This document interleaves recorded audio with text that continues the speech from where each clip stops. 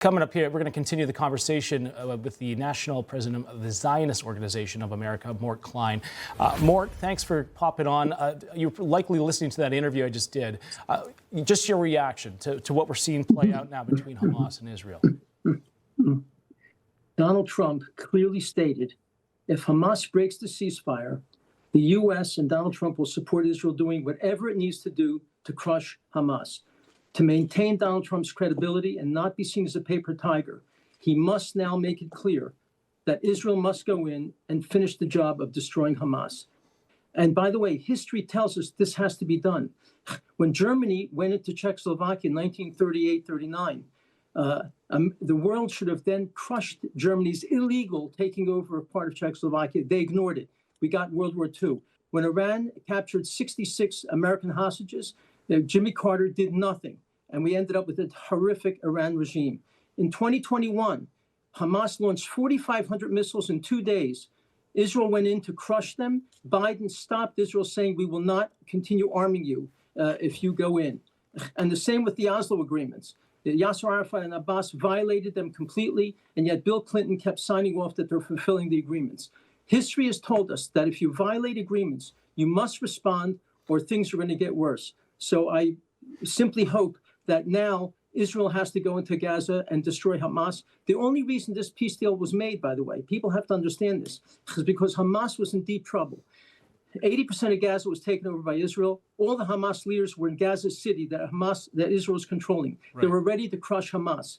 They made this deal in order to get 2,000 terrorists released from Israel to replenish their leadership roles, because most of the leaders were killed by Israel, and to regroup. Yeah. They consider this a hudna, a temporary ceasefire, not peace. That's why Hamas has got to be crushed, and we hope and pray that Donald Trump will tell Israel, do what you have to do as he promised that he would do.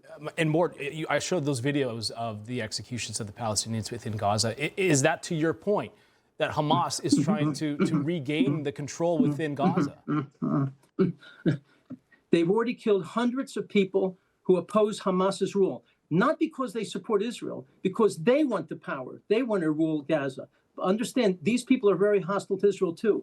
So Hamas is sending a message: don't mess with us or we're going to kill all of you. They've made that very clear. And by the way, something that's not said, Qatar and Turkey are in the deal, part of the agreement that they will work to control Gaza. This is a terrible mistake. No one says this. Qatar's leaders have said, we are all Hamas.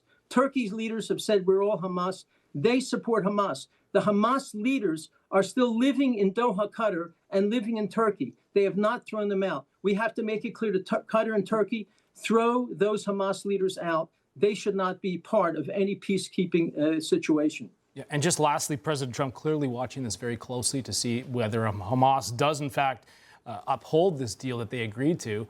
But now we've seen that they haven't twice. What do you expect will be President Trump's next move here?